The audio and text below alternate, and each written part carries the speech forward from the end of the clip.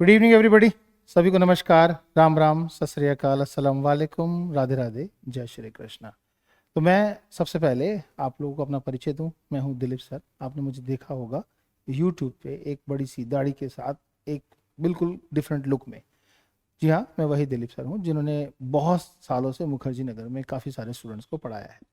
अब हम एक प्रोसेस शुरू कर रहे हैं कैरियर एंड कंपटीशन की क्लासेस में, जहाँ पर ऑनलाइन और ऑफलाइन क्लासेस आपको मिलने वाली है। तो माय डियर, कितना एक्सपीरियंस है? लगभग मुझे आप सोचिए कि 98 में सचदेवा पीटी कॉलेज में मैं पढ़ाया करता था। तो तब से लेकर आज तक मैं कंपटीशन पढ़ा रहा हूँ।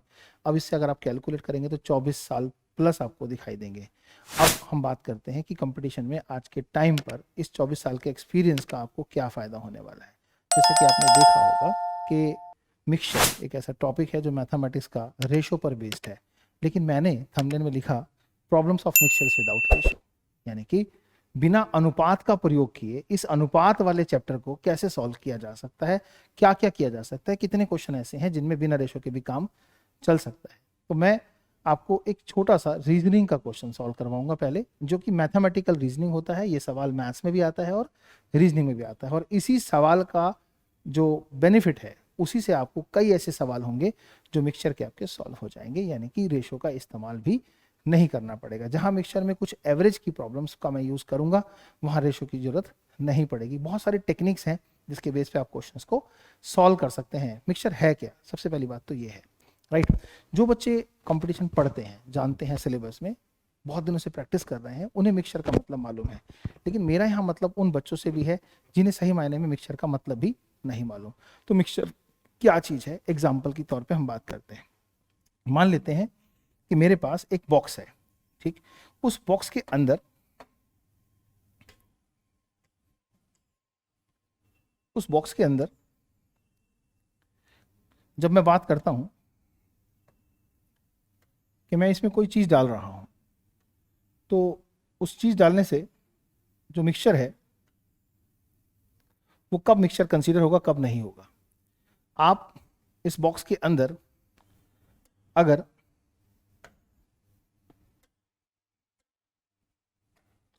अगर आप इस बॉक्स के अंदर कुछ कॉइन्स डालें, सिर्फ कॉइन्स, राइट। आपने कॉइन्स डाले 10 पैसे के और 25 पैसे के, तो आप देखेंगे कि जो वैल्यू है वो इक्वल नहीं है। तो दो अलग अलग तरह के कॉइन्स जब इसमें डाले जाएंगे और उसके बाद ये कहा जाएगा कि इसमें टोटल कॉइन्स कितने हैं, तो किसी एक से मल्टीप्लाई करके exact total value of money नहीं निकाली जा सकती। जैसे उदाहरण के तौर पे, अगर मैं 10 कॉइन्स 10 पैसे के डालता हूं और 20 कॉइन्स 25 पैसे के डालता हूं, तो जो पैसा हम काउंट करना चाहते हैं कितना होगा, वो 30 सिक्कों से मिलकर बनने वाला पैसा ना तो 10 से मल्टीप्लाई करके बनेगा, ना ही 25 से। तो ये two different denominations creates the mixture. इसके अलावा अगर हम बात करें तो और भी रियल एग्जांपल हमारे पास हो सकते हैं। जैसे अगर मैं कहूं कि हमारे पास एक बकेट है, यस,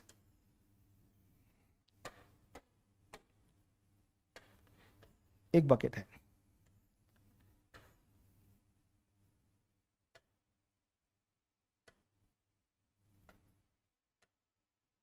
इस बकेट में मैंने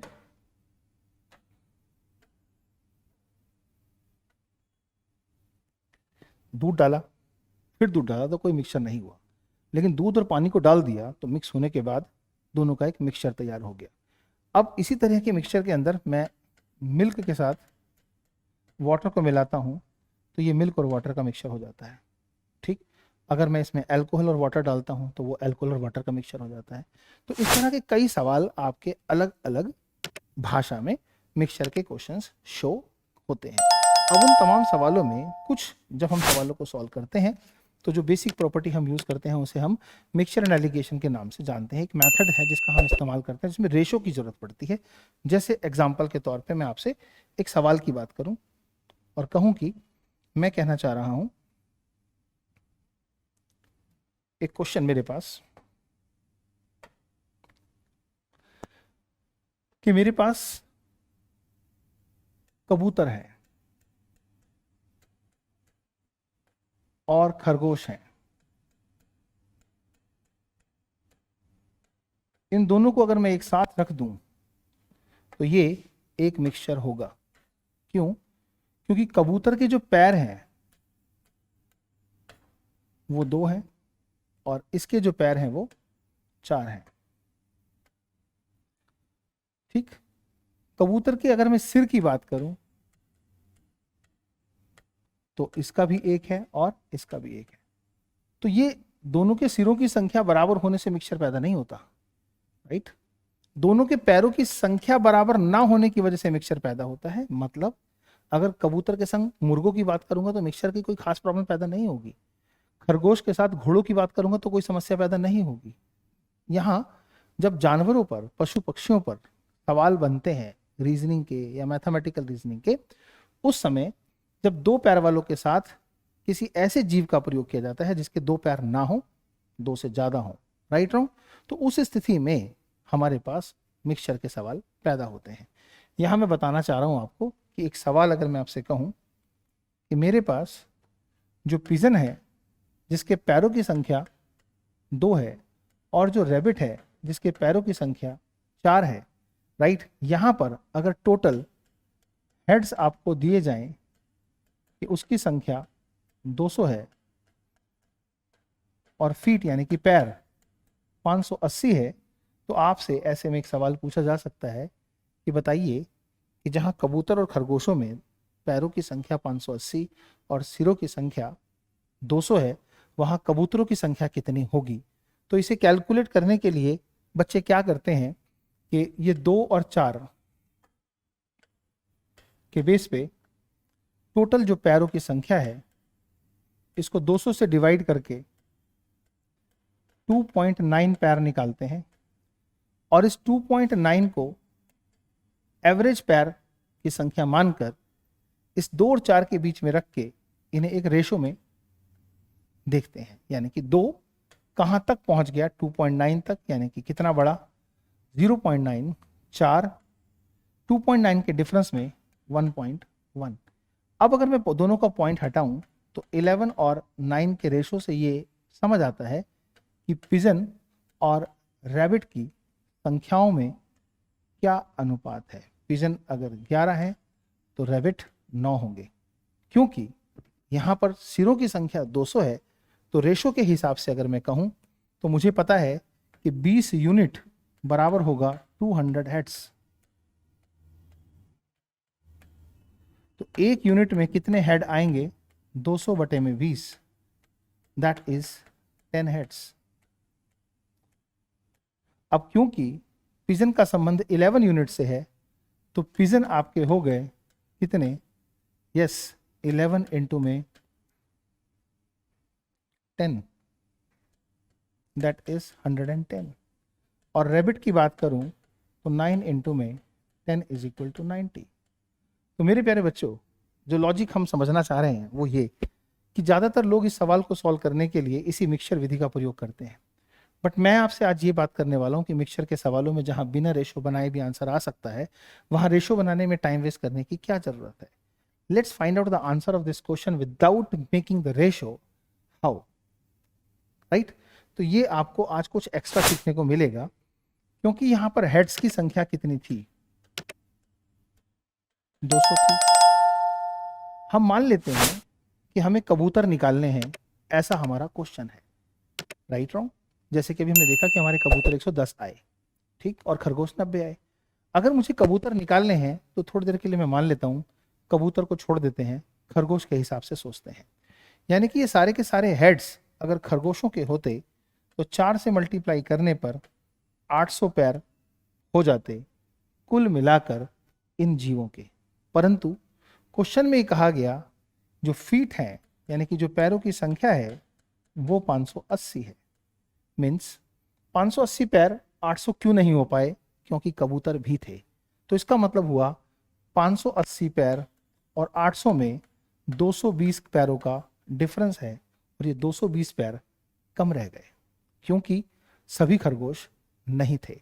तो खरगोश और कबूतर के बीच में हमने क्या देखा कि इनके पैरों में जो गैप था वो सही मायने में 2 का था।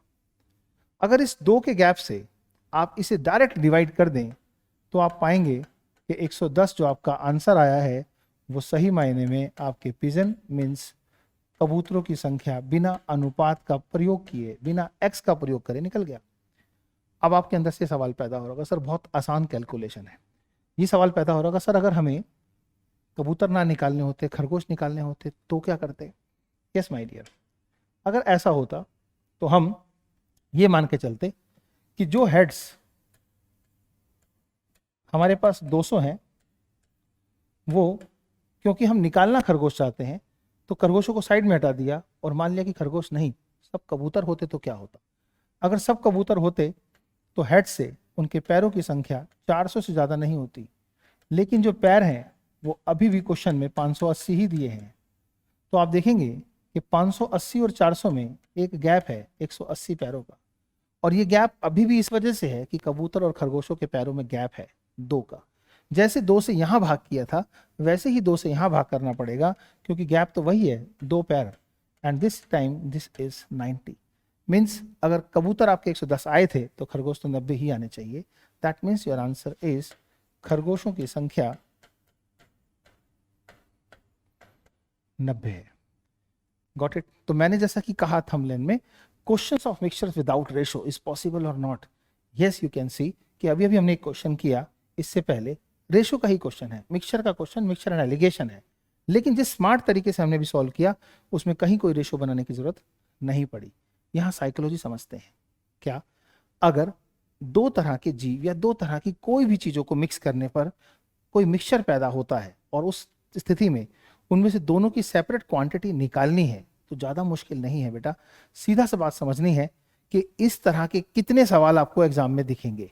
एक और एग्जांपल में समझाता हूं। कबूतर और खरगोश की जगह आ जाएंगे मेरे 10 पैसे और 25 पैसे के सिक्के, और उनके पैरों की जगह आ जाएंगे उन सिक्कों से बनी हुई कुल कीमत, और उनके सिरों की जगह पे आ जाएंगे कुल सिक्कों की संख्या। तो उस कुल सिक्कों की संख्या में से मैं कैसे बता पाऊं कितने सिक्के 10 पैसे के हैं, कितने 25 पैसे के? आइए समझाता हूं मैं आपको एक और question. I am not wasting your time to write the language, don't worry, the language with PDF I am going to use, but right now maximum things without any hustle bustle I am going to tell you। अब समझते हैं कि मेरे पास coins की total quantity 180 है, जैसे कि मेरे पास अभी सिरों की संख्या 200 थी। तो कॉइन्स की टोटल क्वांटिटी को मैं हेड से अगर रिलेट करूं तो मुझे ये देखना होगा पैरों को किससे रिलेट करूं। तो मेरे क्वेश्चन में हमें दिया है कि जो वैल्यू है, वैल्यू का मतलब होता है मनी, राइट, जिसे हम मूल्य बोलते हैं। मेरे पास जो वैल्यू है वो वैल्यू है बेटा 36 रुपए 90 पैसे। 36 रुपए 90 पैसे और 180 सिक्के उसी तरीके से मानो जैसे कबूतर और खरगोशों में उनके सिरों की संख्या 200 थी और पैरों की संख्या 580। यहां पर सिक्के कौन कौन से हैं? जैसे कबूतर के पैर थे 2 और खरगोश के 4, वैसे ही मेरे पास यहाँ जो कॉइन्स की डिनोमिनेशन है वो एक है 10 पैसे का सिक्का और एक है 25 पैसे का सिक्का। तो भाषा क्या होगी? किसी महिला के थैले में 180 सिक्के 10 पैसे और 25 पैसे के हैं, जिनका कुल मूल्य 36 रुपये 90 पैसे है। बताइए कि 10 पैसे के सिक्कों की संख्या क्या होगी या फिर 25 पैसे के सिक्कों की संख्या क्या होगी? अब इस सवाल को ज्यादातर लोग सॉल्व करने के लिए रेशो का यूज करते हैं। कैसे करते होंगे समझते हैं, राइट। 10 पैसे 25 पैसे के आधार पर वो टोटल जो 36 रुपये 90 पैसे हैं उसको डिवाइड करते हैं 180 सिक्कों से, और ये सारे के सारे पैसे बन गए, पॉइंट से पॉइंट कट गया। 9 चौक 36, 9 एकम 9, 9 दूनी 18, और भाग करें तो 2 दूनी 4। ठीक, इसको हम बोल सकते हैं कि अगर हम यहाँ पैसे की बात करें तो कितने पैसे हमारे बन जाने चाहिए? दिस इज 20.5 पैसा, राइट रॉन्ग। अब इस 20.5 पैसे के हिसाब से मैं इस क्वेश्चन को सॉल्व करूं तो क्या होना चाहिए?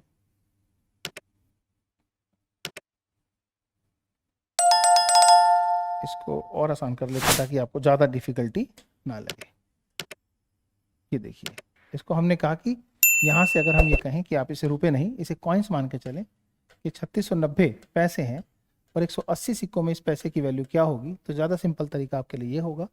अब 18 है तो 9 चौक 36, 9 एकम 9, 9 दूनी 18,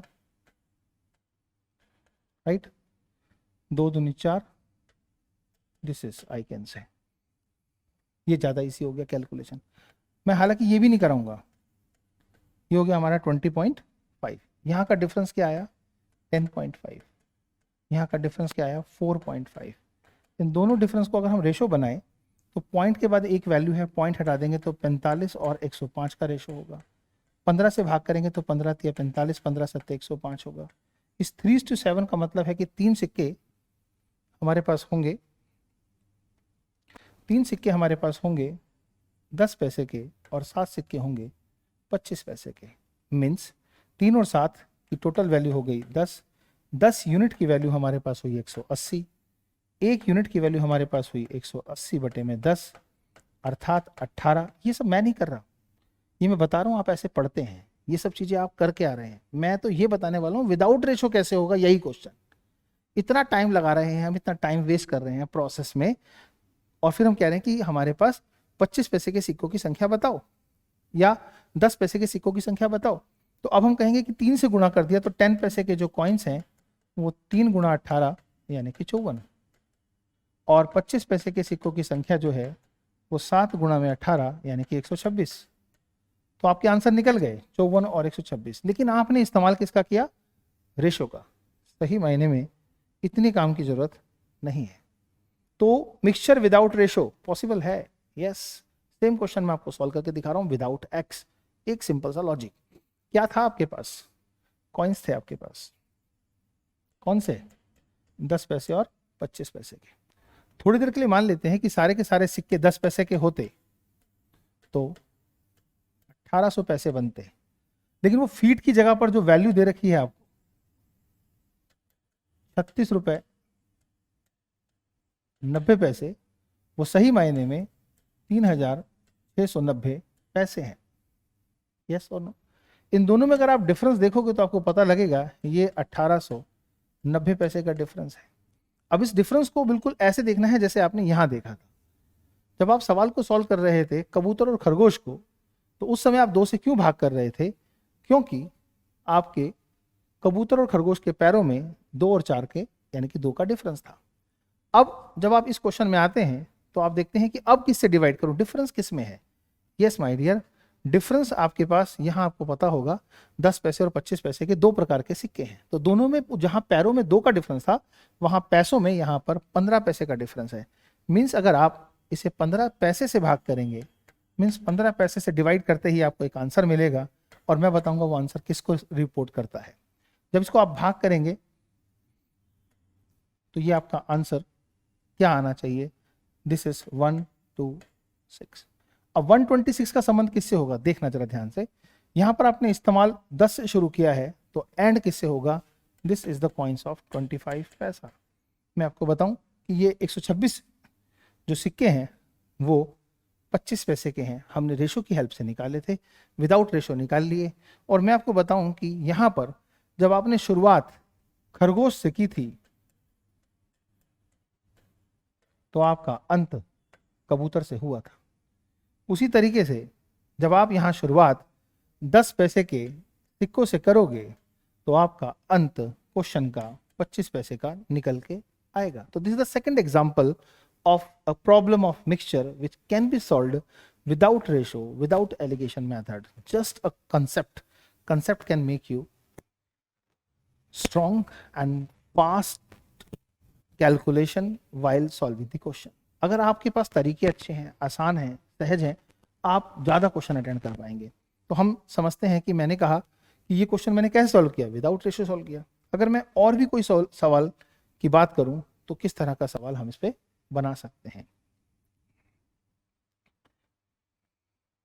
फर्ज कर लीजिए कि मैं उधार देने वाला एक व्यक्ति हूं जिसे उधार देने की आदत है।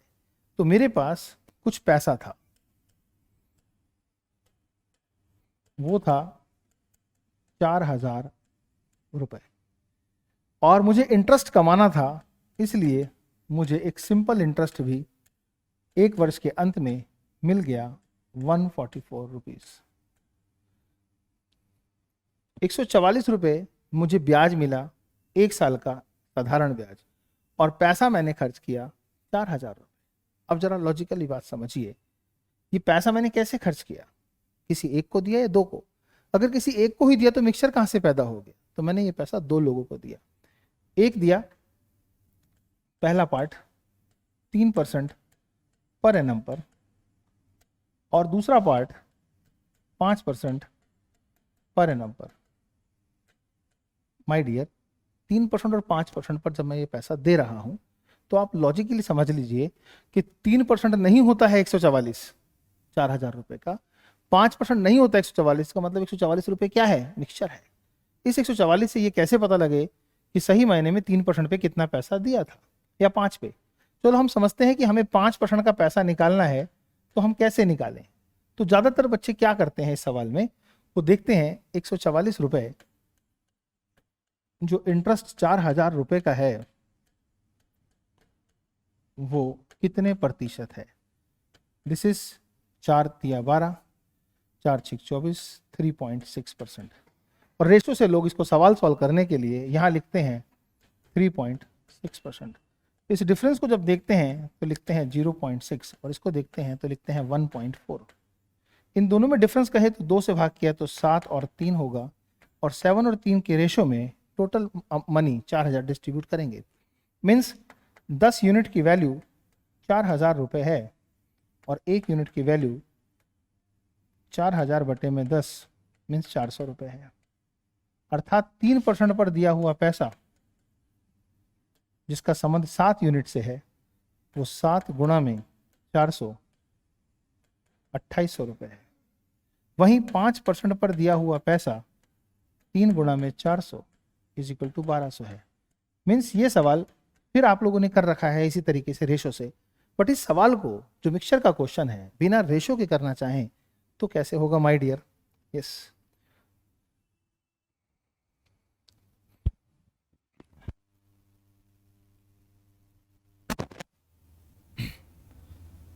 तो हमारे पास प्रिंसिपल है, यानी कि जो मनी है वो 4,000 रुपए है। इंटरेस्ट जो है वो 144 है। अब क्वेश्चन को कैसे सॉल्व करें कि रेशो इस्तेमाल ना करना पड़े। फर्स्ट कर लो, आपका क्वेश्चन है कि आपने बताना है 5% पर कितना पैसा देना है। बस सिंपल सी बात। तो आप देखो कि 4% पर 5 को छोड़ो, 3% पर सारा पैसा उधार देके देखो, आपको समझ आएगा कि आपको ब्याज मात्र 120 रुपए मिलेगा। लेकिन सच तो ये है, क्वेश्चन के अंदर मिलने वाला ब्याज 144 है, जिसमें अंतर है 24 रुपए का। और इस अंतर को मैं किससे भाग करूं? जैसे मैं करता आ रहा हूं पीछे सवालों में, मैंने यहां देखा कि जब मैं यहां भाग कर रहा था कबूतर और खरगोश के क्वेश्चन में, तो इनके पैरों में 2 का डिफरेंस था, तो मैंने 2 से भाग कर दिया था। फिर जब मैं अगले क्वेश्चन में पहुंचा, तो जब ये वाला क्वेश्चन मैं कर रहा था कॉइन्स का, तो मैंने देखा कि कॉइन्स में डिफरेंस था 10 और 25 पैसे का, यानी कि 15 पैसे का, तो मैंने 15 से भाग कर दिया था। तो अब अगर मैं आपसे कहूं कि मेरे पास इस क्वेश्चन में जो डिफरेंस है वो 3 और 5 यानी कि 2% का है, तो इस 2% के हिसाब से मुझे इसे डिवाइड भी 2% पर ही करना चाहिए। और परसेंटेज को हटाने का एक ही तरीका है, ऊपर हो तो नीचे 100, नीचे हो तो ऊपर 100। यस, इस 100 को हमने परसेंटेज को हटाने के लिए जैसे इस्तेमाल किया और हमारा आंसर आया 1200। इस 1200 रुपए का संबंध किससे होना चाहिए? क्योंकि यहां पर आप 3% का इस्तेमाल कर चुके हो, तो ये आंसर का संबंध 5% से है। 5% पे दी गई राशि 1200 रुपए है, और यही हमने रेशो की हेल्प से निकाली भी थी। इन 3 सवालों में आपने सिर्फ इतना सा सीखा होगा कि रेशो की किसी प्रॉब्लम को जो कि मिक्सचर की है, राइट और रॉन्ग, अगर बिना रेशो के करना चाहें तो संभव है। ऐसी तमाम चीजें जहां पर किसी टॉपिक में आज तक आप ट्रेडिशनल मेथड पढ़ते आए हैं, कुछ नया पढ़ने का मूड हो, तो डेली शाम को ठीक 6 बजे तैयार रहें। इसी ऐप पर, इसी चैनल पर मैं आपको मिलूंगा। नई नई चीजें जो आपकी स्पीड तो बढ़ाएंगी, कंसेप्ट भी बढ़िया करेंगी। आज इस छोटे से क्लिप में आपको इतना एहसास हो गया होगा कि इस तरह के कई सवाल हैं जो आप इस टेक्निक से कर सकते हैं। कुछ और सवालों के साथ, कुछ और टेक्निक के साथ मैं मिलूंगा आपसे, दिलीप कुमार, इसी ऐप पर। सब्सक्राइब और इसको फॉरवर्ड करना तब बनता है जब आपको लगता है कि क्लास में दम था, कुछ ना कुछ तो हमें एक्स्ट्रा सीखने को मिला है। Take care, bye, God bless you.